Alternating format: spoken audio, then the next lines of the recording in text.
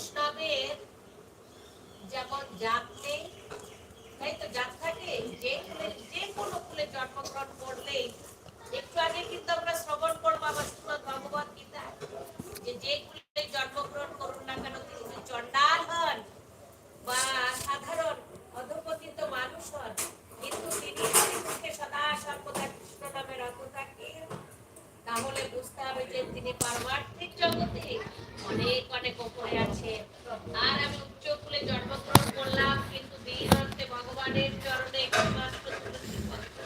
অর্পণ করলাম না, হরিকথা কৃষ্ণ উচ্চারণ করলাম না, মহতি ভগবতী আসরে গিয়ে হরিকথা কৃষ্ণ কথা আস্বাদন করলাম না, তাহলে আমি বাবা কিসের, আমার এই মানব জন্মে কিসের সার্থকতা? কোনো সার্থকতা নেই, থাকবে না।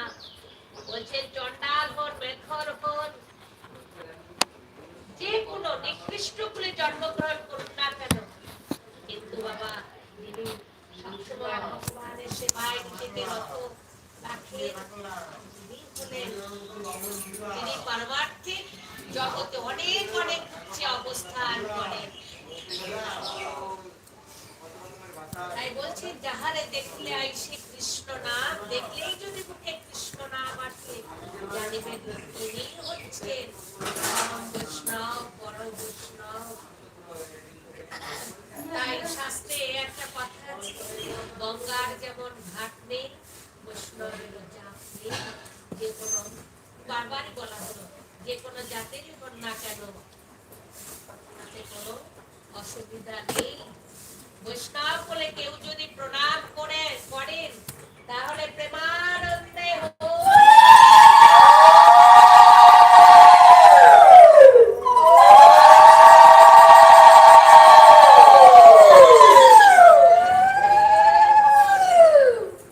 বাবা, বৈষ্ণব দেখলে যদি প্রণাম করা যায়, তাহলে সব কিছু উদ্ধার হয়ে যাবে। এবার কৃষ্ণ বলছেন সেই মিটিং এ যে দেবাদিদেব মহাদেব, তাই তো তারপরের মহাদেব, তা সেই মহাদেব কলিযুগে কি নামে আবির্ভূত হলেন? বলছেন অদ্বৈত প্রভু, পঞ্চতত্ত্বের বিগ্রহে আছে অদ্বৈত প্রভু, সে দেবাদিদেব মহাদেব বলে শক্তি হবে স্বরূপ দানব দাম, বিশাখা শক্তি হবে রায় রাবণ।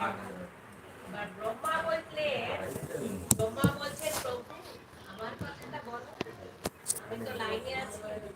দেবতা ব্রহ্মা বলছেন আমি তো লাইনে রয়েছি, আমার কথাটা বলো, আমি কি নাম হিসাবে, কি হিসাবে কলিযুগে আবির্ভূত বা জন্মগ্রহণ করবো? তখন ভগবান শ্রীকৃষ্ণ বলছেন তুমি তো আমাকে চিনতে না পেরে আমার লীলায়, আমার নিত্য লীলায় তুমি আঘাত করেছো। দেবতা হয়ে যখন আমাকে চিনতে পারো, তোমাকে তো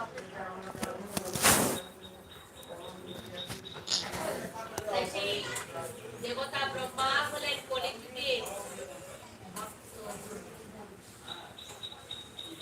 ব্রহ্মা হলেন ভক্ত হরিদাস। জগৎকুলে জন্ম হয়েছে।